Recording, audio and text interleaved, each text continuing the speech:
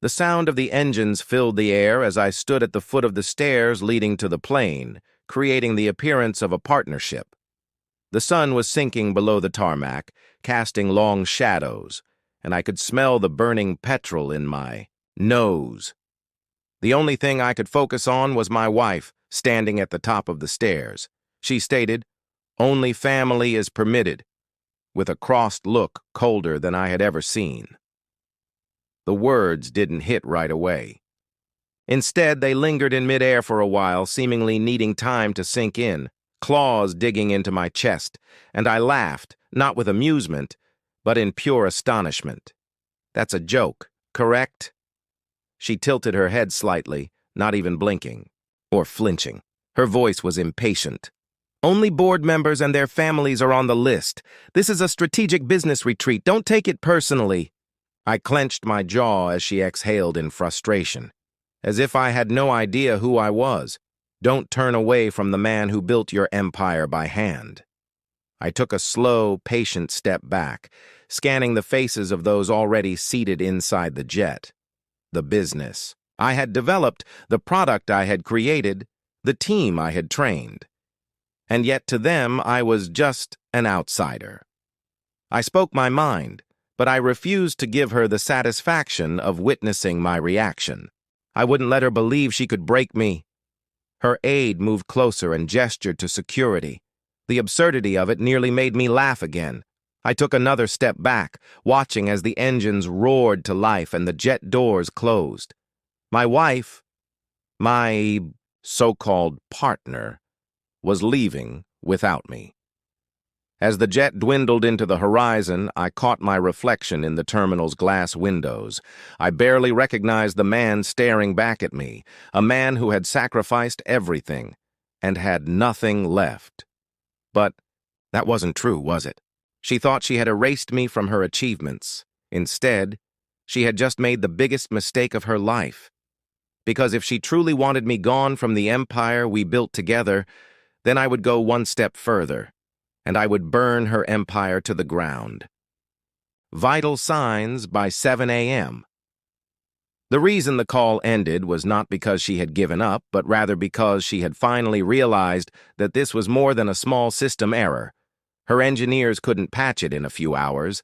At precisely 8:15 a.m., I received a text from one of my former engineers, not Sophia. Someone who had supported me before she began reorganizing the business to force me out. "She's freaking out.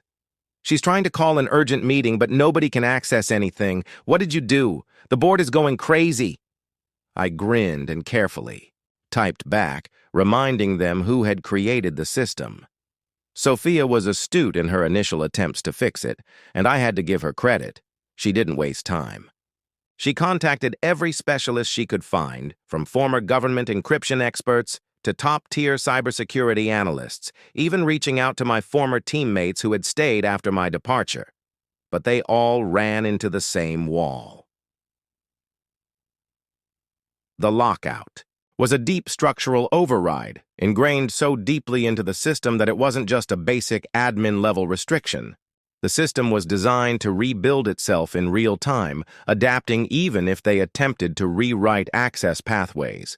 It blocked her out at the DNA level, and only I could open it. By 10 a.m., after receiving the initial contact from the board, my phone rang again. But this time, it wasn't Sophia. It was one of the board members. I let it ring twice before answering. Aaron's voice came through, strained. "Despite rigorous measurement and strain, we appear to have run into a technical problem, which I suppose you are aware of." I leaned back, in my chair, letting the silence linger. Then, a shift in his tone. Less formal. More desperate. "What the devil are you doing? The entire business is under lockdown. We're losing millions." I glanced at my laptop screen.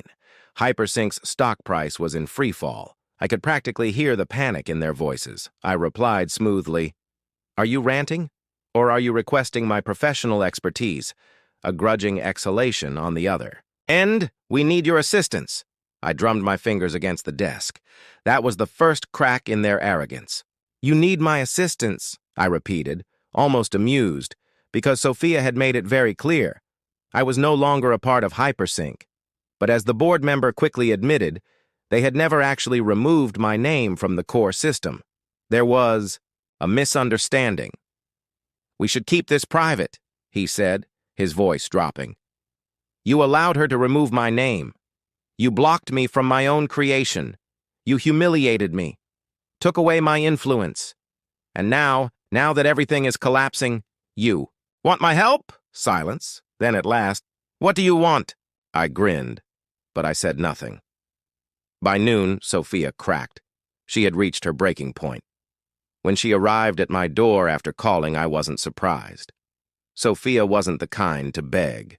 She needed control, to own the room, to stand before someone, and dictate the terms. But this time, she had none. She stood at my doorstep, immaculate as always in her designer suit. But for the first time since this war began, something had changed in her eyes. I folded my arms, leaning against the doorframe. Terrified? "What do I owe the pleasure?" She exhaled sharply, her jaw tightening. "Let me in. I didn't move. Aaron, I don't have time for games." Her eyes widened. I smirked. She hesitated, forced herself to calm down. Then she tried again. "We can fix this." I raised an eyebrow. "Can we?" She swallowed. "I made a mistake." I laughed sharply. "Oh, I see. It was a mistake to force me out, to take what I built, to act like I never existed. Now you want me to fix it?"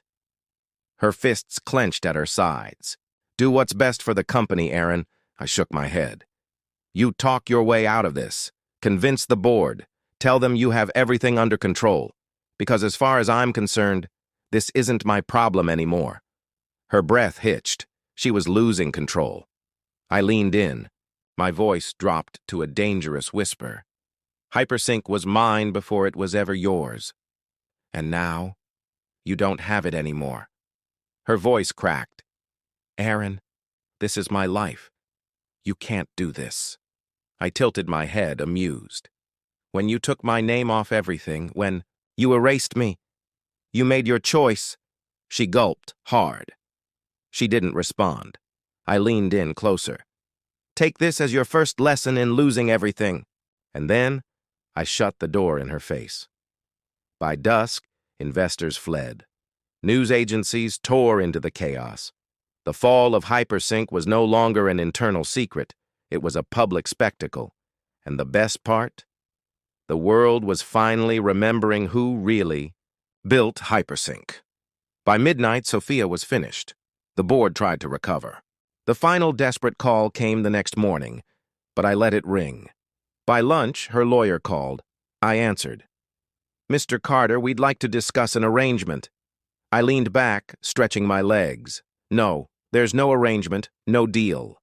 Silence. "We're willing to make some compromises." I chuckled. "Sophia doesn't get to compromise. She lost her business, her investors, and soon she'll lose her name." And with that, I hung up. The headlines did the rest. By the end of the day of reckoning, Sophia wasn't just another fallen CEO. She was a cautionary tale, and I sat back, coffee in hand, and watched the empire she stole from me burn to the ground.